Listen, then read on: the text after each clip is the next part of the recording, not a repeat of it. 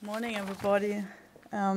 Thanks for having me here and to talk to you about, let's say, a German perspective. And first of all, congratulations for setting up this NordBio conference, but also for this beautiful educational film and video presentation. I think that's exactly one of the things we need to make bioeconomy something that people can build into their lives. We call it, we need to have some narratives for the future, and of course that is something that we have to look into. Now, today I would like to give you a kind of introduction what bioeconomy is. We're looking at bioeconomy in Germany, and the Bioeconomy Council was just mentioned. It is we are a consultancy to the German government, and working together on strategies, but also just being a kind of a think tank for future of bioeconomy. We did Congress last year with a global Congress on bioeconomy. So you see what we're trying is just starting from the regional, but going into global. And I think that's exactly what I also learned from the video. That's what you have to do. Now, I will give you a few ideas on bioeconomy and go on into the future of those. And starting what we understand and what our vision is of bioeconomy. And I think I could start with a definition, which I will give you later on also, but let's start first with a more global vision what bioeconomy can be. And what I heard to this morning, it's very similar to what everybody of us seems to think. It's nothing more but nothing less than reconciling our living, human living with nature. And it's reconciling. So we had it once, and I think we just have to go back there. So we have to restore ecosystems and natural capacity. We have to look at innovation and green growth, and it has also to have a look at society, so healthy societies, including everybody, which means a lot. We have a lot to do about communication and things that have to do with it. When we talk about the definition of bioeconomy, I think I can just repeat something that has been in the video also, where I've understood that correctly. So really, it's a very general look at use and production of biological resources, processes we also include, and principles, and have it providing products and services in all sectors. And this is really transactional, as has been described. We're looking at quite a number of biodiversity for this, and we also, as you see down there, there's a number of economic fields that are touched by bioeconomy. Now, when we look at the resources and the challenges that are associated with that, first, which kind of resources are there? The first ones that you would definitely name is plant biomass and plant resources, the biological resources that give us feeding the world. In many areas, animals are also basic for feeding the world. In Germany and in other parts of Europe, we are currently challenging this aspect, and animals and the keeping of animals is considered something that is a bit of more ethical aspects than just providing proteins. So there's a trend in Germany just to go away from animal food as something that is essential for proteins from animal sources, more going into plants. Then there's, of course, the biological resource microorganism. Myself, I'm working on microbial solutions for years now, but my feeling is that microorganisms are yet to be discovered, fully discovered, not only for human health, but also it was mentioned for agricultural health and also for biological agricultural solutions, something we really have to look into and regard as a full biological resource. And then, of course, something that has been recognized as waste, and we've seen some nice examples also on this. It's not waste, it's a biological resource. It's probably, sometimes we won't call it waste anymore, but it's a resource that we have to look into and we have to take into account and make the best of. So if we are looking at the world and we know that these biological resources have to feed the world and to feed human beings, then of course we have also to take into account that we are many, that we consume too much. So we are in a few years there will be 9 billion of us, but we will, if we go on like this, consume much too much, equivalent of 12 billion. And what you see from this distorted map is that the mass of people where the growth is not here with us. It's in Asia, it's in Africa. And that also has to be taken into account if we are looking at what the challenges are, where the resources will come from and where the resources are needed. And the question that we consume too much is also given with this sign that increase in the resource per capita has changed from 1905 to 2005. So we are consuming per capita. We are consuming too much, and what I think this has to change. It's not just where the resources come from, but we have to learn to cut back and go and restrict the use of resources. So I think if we go on like this, there will be a massive problem in having enough resources for feeding the world. And also huge increase difference in income and resource there are between different countries, and also this is a challenge for the future when we talk about how resources are used and how resources are divided. There's a third challenge that comes up with the problem of soil degradation and global land use. So it's not we're too many, we're consuming too much, but we're also using too much land. So again, taking this all together, it really puts stress on the way that how we are going to look into our biological resources that we need for food, but also, as we heard before, we also want to use the biological resources for materials and for many other things. So this is a challenge, another challenge. And of course, resources are overused. This is an example for fishing, and I think that's very close to your economy to see that. And you are working on this very well, working on this not to do this, but overall looking in a global perspective, we still have the problem that fish stocks are fully overfished or fully fished, and this is. It starts from regional, and it's good to hear that regionally and locally these things are solved. What we have also got to look at a global perspective and see that starting from here we have to teach and talk to many other people how to work with this and how to change this. And last not least, we are still experience a loss of global biodiversity.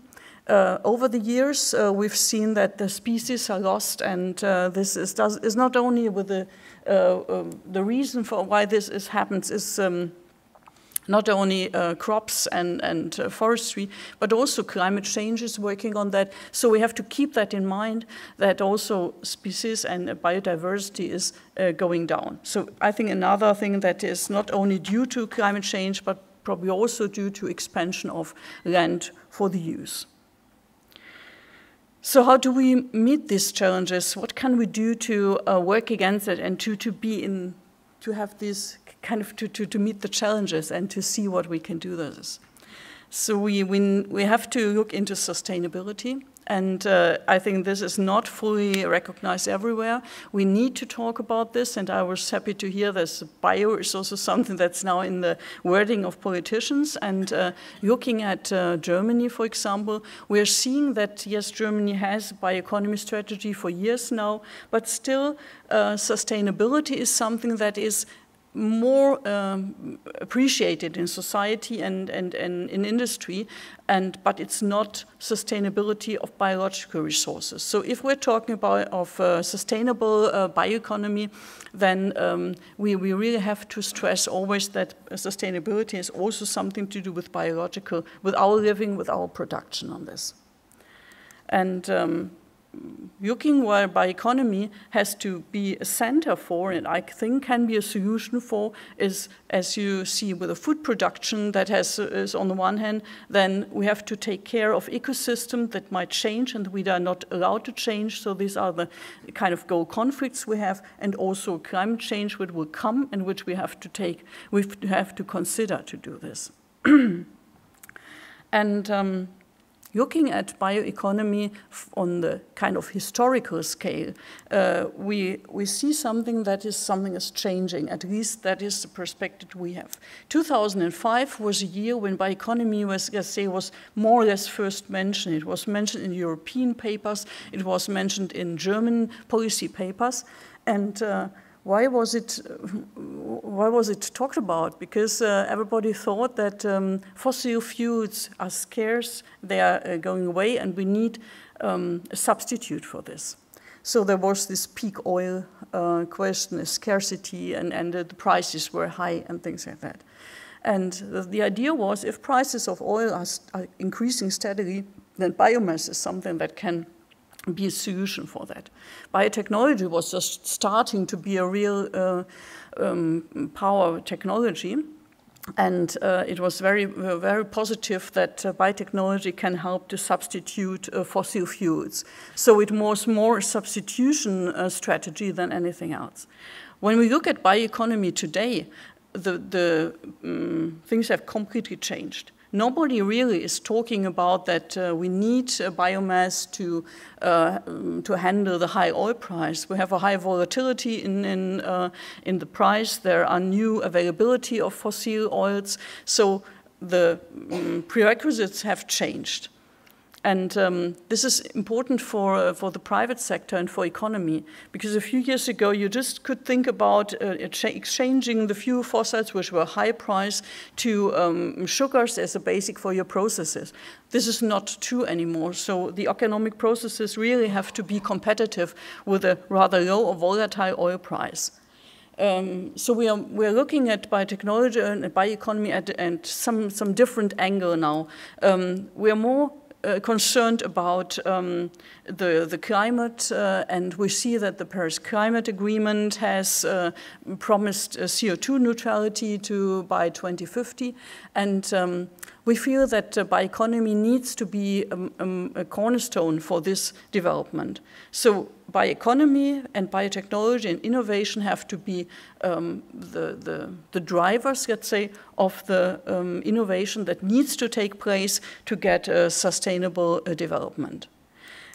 When we're looking at bioeconomy from the German perspective, we can say we don't have that much biomass. It's not a rich country in biomass. We have biomass of course, for feeding everybody, but it's not an over-biomass country. So when we are looking at our perspective, we say, what is the thing that we can contribute via bioeconomy? And what we have learned over the years is that it has to be a kind of value-added products that need to be coming from bioeconomy. So we are focusing back on the knowledge-based bioeconomy, and only biomass production, what you see here is in the outer sphere, let's say, and the more you go inside this kind of onion-like circles, you have a more value added. And in Germany, our strategy is to have more value added to bioeconomy, to biomass.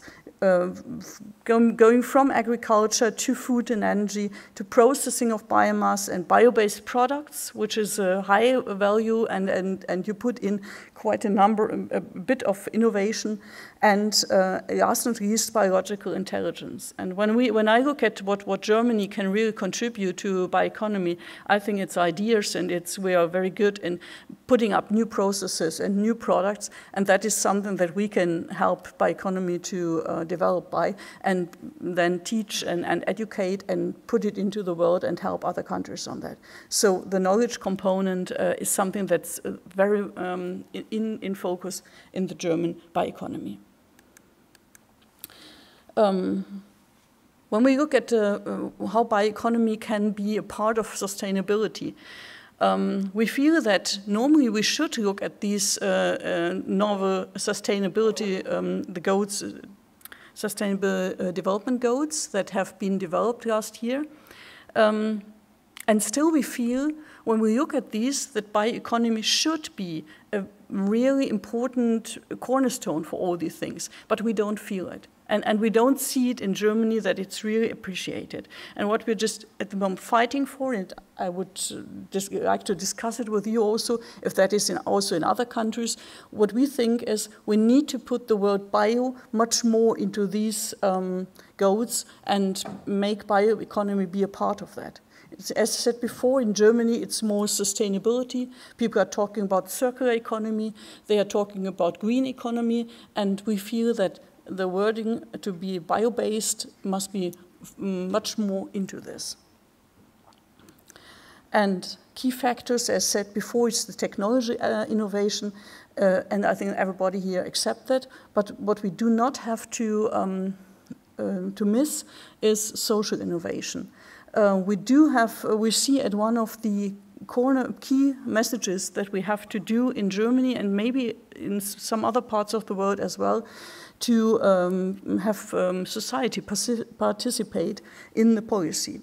Just a small story from 2 weeks ago.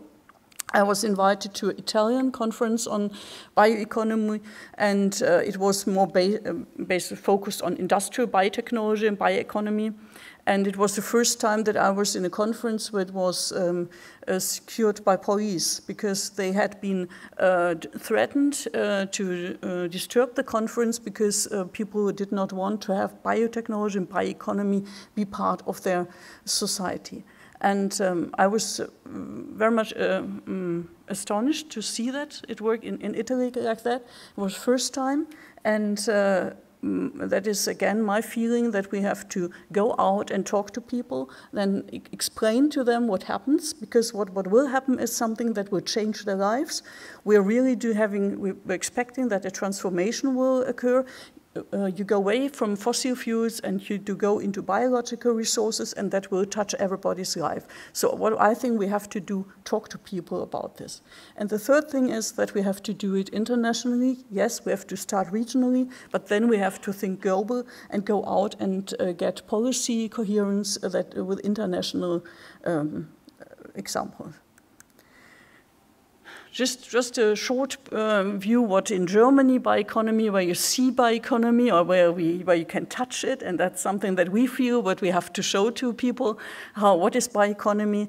Well, intelligent biomaterials like a new latex gum for the car industry, and the car industry is the major industry in Germany, so that is something that people will understand first.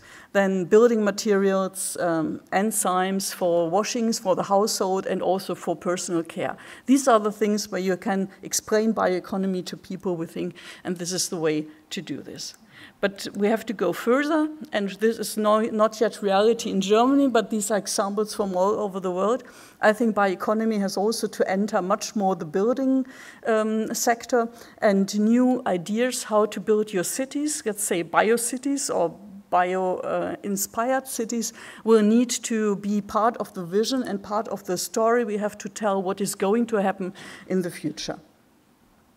And last but not least, we have to see what policy can do about this. And you may know this map. It shows where all over the world bioeconomy strategies have been devised and are being devised at the moment. And I think it's a great example that bioeconomy is something that has started somewhere, but it's now spreading all over the world. So quite a complex thing. We have experienced this last year when we did the Global Bioeconomy Summit in Berlin, had a lot of people coming there discussing everything, and it was really inspiring to see what bioeconomy is something that is present all over the world. It has different focus and different perspectives coming from different countries, but it's there. We will have the next Global Bioeconomy Summit, just there's an introduction in spring 2018, also in Berlin. So, but we will talk about this and give much more insight into this. The international committee at the end had 5 cornerstones, and just I think it summarizes what I said, that of course we have to use resources efficiently. Food security is primary aim to do this, and protecting the ecosystems. We have to see that bioeconomy can contribute to sustainable development. As said, international collaboration, and then something that I did not mention, I think education is something that is especially important. You have to educate, you have to do research and development together, but also education. Fourth is also important to also include the private sector, because we have all the stakeholders that have to work together, and we got not to neglect that. And finally, to get policy agendas all over the world to help that. So thank you very much for listening, and I'm waiting for questions.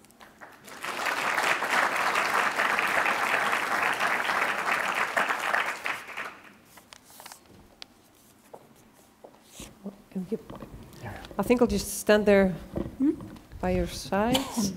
We already have a couple of quite interesting and good questions. I want to start with Arnljótur B. Bergson that asked this simple yet complex question.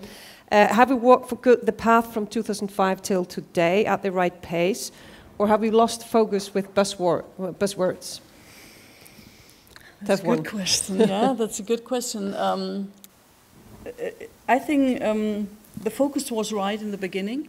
But then, as said, economy changes, and yes, we may have lost some velocity in that to rearrange strategies. But I think that is necessary to do and to respond to what's happening on the markets.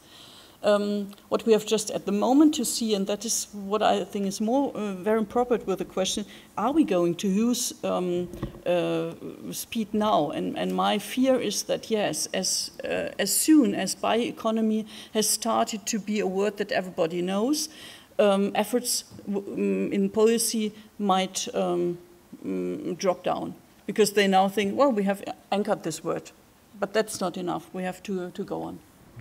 I just want to remind you, you can also just raise your hand, and Hólfríður here has a microphone that she will bring to you. But there's more going on Twitter. Yeah, there's another question from Brian Alexander. It's about how can we involve the public while skepticism is rising, for instance, because of Brexit, because of Donald Trump issues and so on. Yeah. Yeah, that's a very important and a difficult question. What we've tried as a Bioeconomy Council is really to address groups of people and just talk to them. We have something called a Bioeconomy apartment, where we exhibit all the bioeconomy products, and we go out with this apartment to fairs and to exhibitions where we meet people. That is on a very personal basis, so face-to-face basis. We are also trying to involve journalists to discuss, and last not least, we are talking with NGOs, because we think they are the ones that have very high impact. They reach quite a number of people, and people are trusting NGOs at the moment. Another question, because Dagfinn Høybråten was talking about how the bioeconomy and this project had entered the political policy in the Nordic countries, but how will Nordic collaboration have a global impact?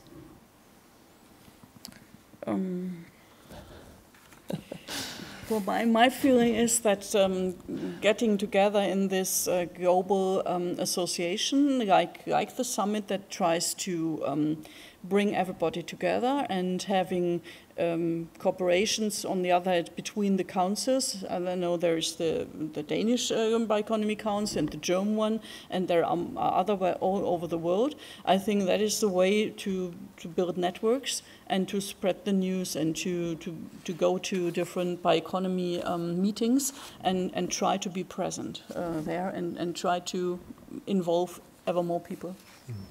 And one more big question.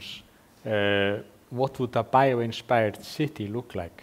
Yeah, good question. Just give me your answers. That's exactly what I have a picture, of course, of a bio-inspired city, and what we are just at the moment trying to get people together, giving us their visions of something like that. I mean, basically, it means trying to imagine a city with biomaterial, with bio-based solutions for logistics and for having food not outside but growing food inside the city, like these aquaponic things where you have both aquaculture plus plus growing your plants inside. So I have a lot of ideas how it could look like, but actually at the moment we're collecting ideas and visions of everybody to see what it might look like.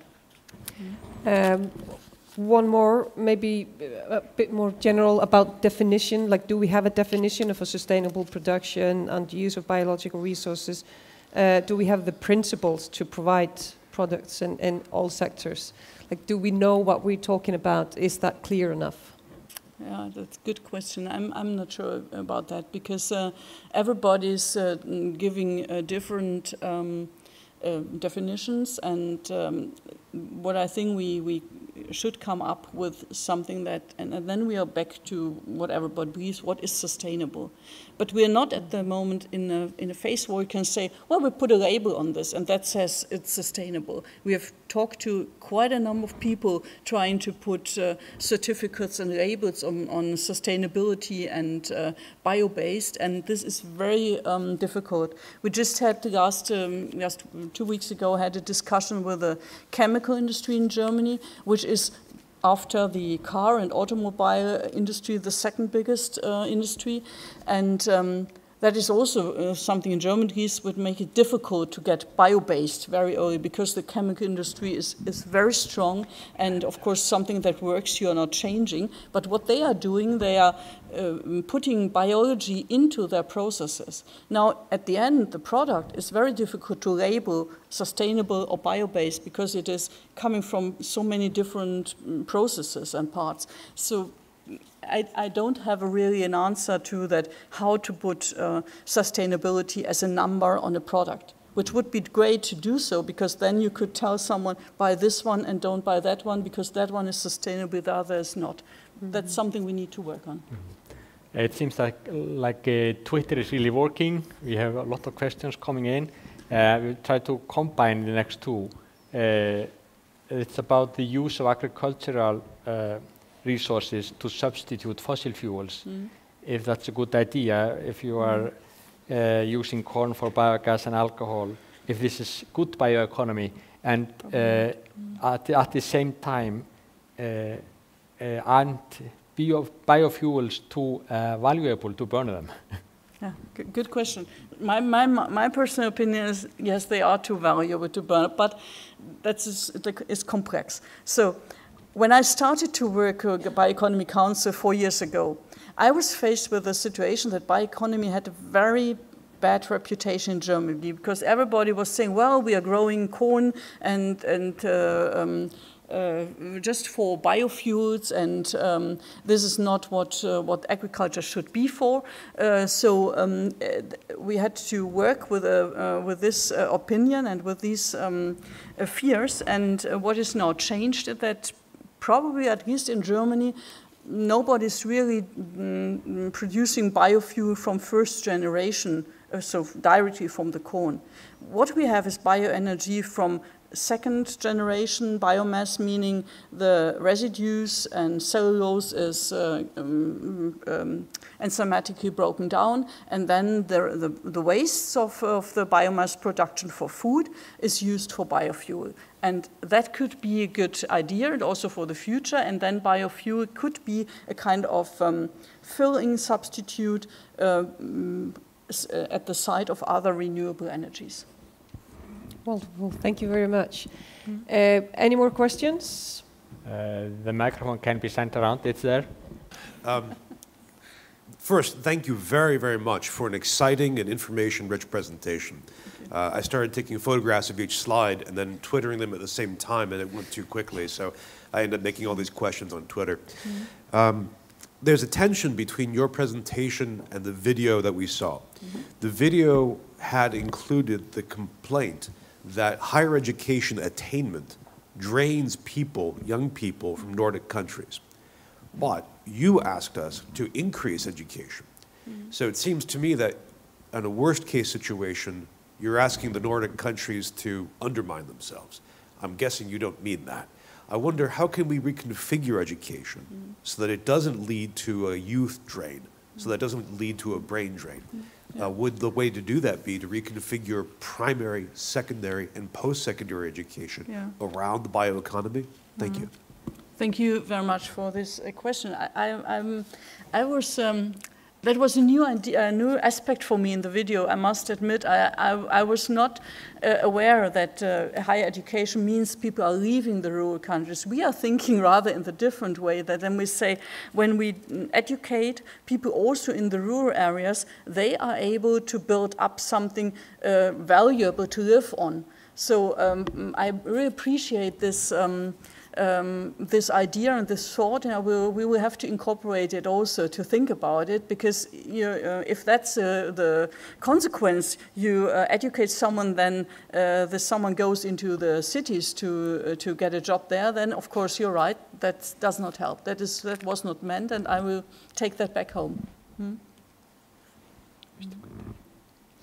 Now, you might say a local question for Germany and German speakers, but Kristin Walla, Ragnarsdóttir, has this question.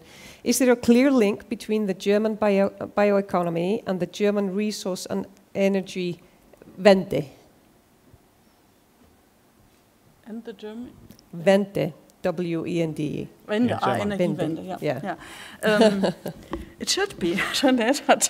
That's, I think that's something that I was trying to imply, that people in Germany are very focused on Energiewende, so using renewable energies, and they forgetting that bio is part of that.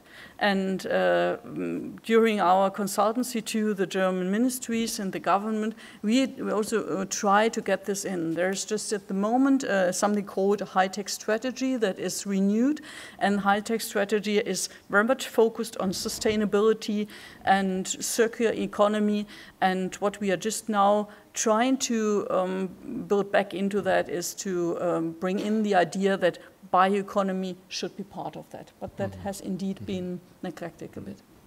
Thank you so much. Is there any very last question? One more question. That has to be the last one. No, she's coming running. She's running.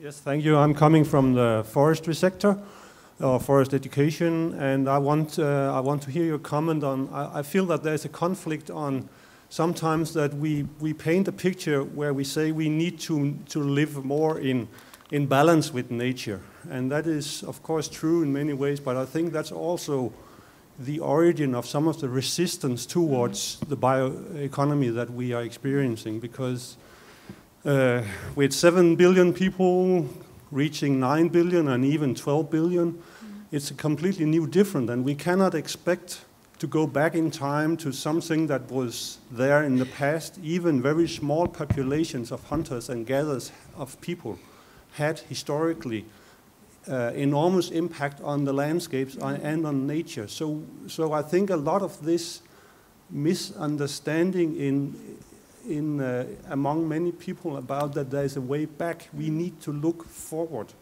And I want to hear your comment on how to deal with this information problem. Yes, thank you. You're completely right. That is sometimes really a problem in going forward, because people want to go back and think that's the way to go.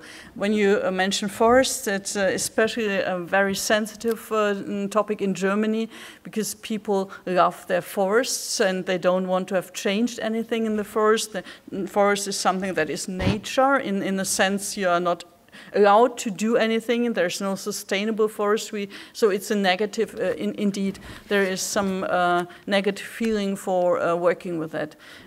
Nevertheless, we have to we have to talk about it. We just published sort of memos or a paper on forestry in Germany, and we also mentioned this. That is something that also, again, I'm with education and I'm talking to people and have to make them understand that forest is also a forest if it is cared for and if it's a sustainable growth. Yeah. Thank you very much.